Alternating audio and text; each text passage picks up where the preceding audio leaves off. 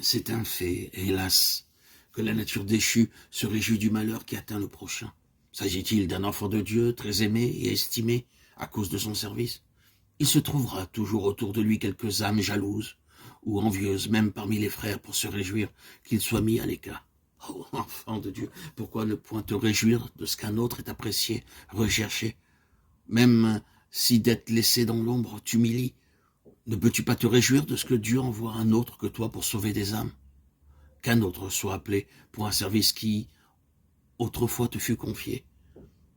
Ne peux-tu te glorifier du privilège de l'intercession, ce service caché au pied du trône de la grâce? Ou bien souffrirais-tu d'être jugé durement, toi qui as supporté le labeur et la chaleur du jour au service du maître?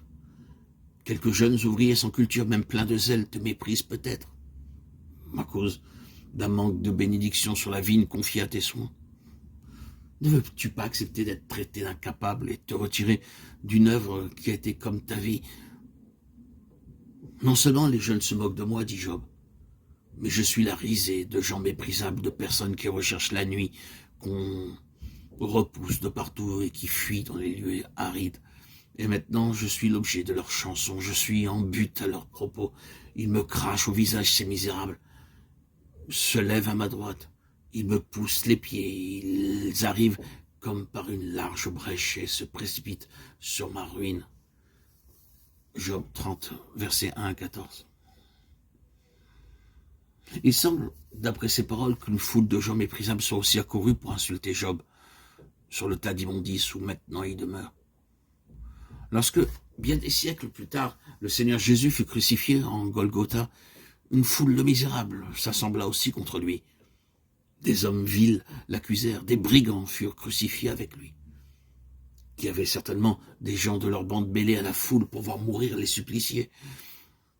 Job avait passé sa vie à faire le bien, à secourir les pauvres, les affligés, les misérables. Maintenant, ceux-là même qu'il a secourus le considèrent avec horreur et l'injurie. Il est écrit du Christ au psaume 22, « Et moi, je suis un ver et non un homme, l'opprobre des hommes et le méprisé du peuple. Tous ceux qui me voient se moquent de moi, ils ouvrent la bouche et secouent la tête. Ils ont perdu toute retenue, dit Job. Ils poussent mes pieds, des chiens m'environnent, une bande de scélérats rôde autour de moi. » Est-il écrit du Seigneur, psaume 22, 16. Ma gloire est emportée comme par le vent, s'écrie Job. Tu connais mon opprobre, ma honte, mon ignominie, dit le Seigneur, psaume 69, 20. Mon âme s'épanche en mon sein, dit Job. Et le prophète Ésaïe, annonçant les souffrances du Christ, dit, il a livré son âme à la mort. Ésaïe 53, 12. Au cours de la nuit, mes os me transpercent. La douleur qui me ronge ne se donne aucun repos. Dieu m'a jeté dans la boue et je ressemble à la poussière et à la cendre. J'ai mis Job dans sa douleur. Ils ont percé mes mains et mon côté. Tu me réduis à la poussière de la mort. Psaume 22, 15, 16. Je crie vers toi et tu ne me réponds pas, dit Job, le cœur plein d'amertume, verset 20. Mon Dieu, je crie le jour et tu ne me réponds pas, psaume 22, 2, 3. Mon Dieu, pourquoi m'as-tu abandonné, dit le Seigneur en Golgotha, celui qui fut frappé à notre place. Ainsi, nous retrouvons de nombreux traits de la tragédie du calvaire dans la terrible épreuve où Job fut plongé. La méchanceté relève la tête, il est abreuvé d'ignominie et de douleur. Mais pour lui, l'épreuve suprême, et à cause de l'angoisse terrible qui le tenaille, c'est le silence de Dieu. Quoi?